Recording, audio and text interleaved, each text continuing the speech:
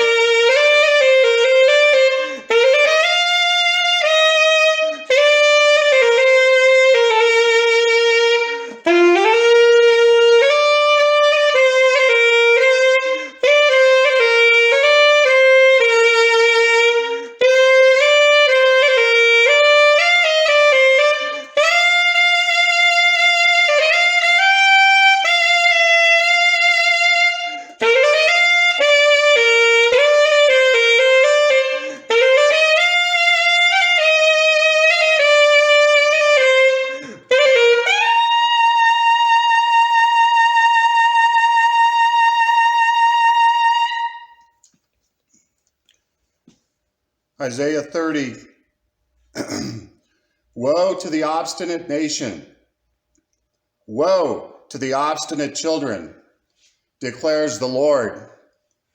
To those who carry out plans that are not mine, forming an alliance, but not by my spirit, heaping sin upon sin, who go down to Egypt without consulting me, who look for help to Pharaoh's protection, to Egypt's shade for refuge, but Pharaoh's protection will be your shame.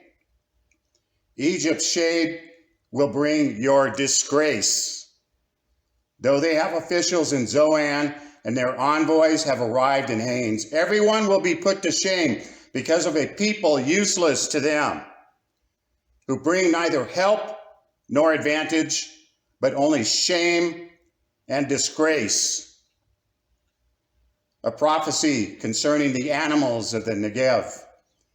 Through a land of hardship and distress, of lions and lionesses, of adders and darting snakes, the envoys carry their riches on donkeys' backs, their treasures on the humps of camels, to that unprofitable nation, to Egypt, whose help is utterly useless.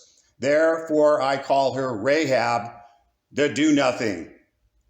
Go now, write it on a tablet for them, inscribe it on a scroll, that for the days to come it may be an everlasting witness, for these are rebellious people, deceitful children, children unwilling to listen to the Lord's instruction.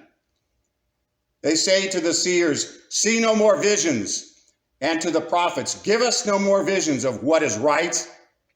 Tell us pleasant things, prophesy illusions, leave this way, get off this path, and stop confronting us with the Holy One of Israel. Therefore, this is what the Holy One of Israel says.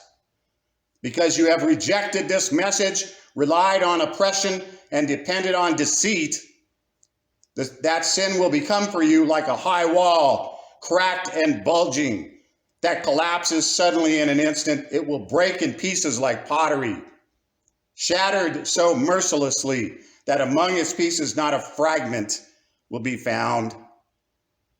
For taking coals from a hearth or scooping water out of a cistern.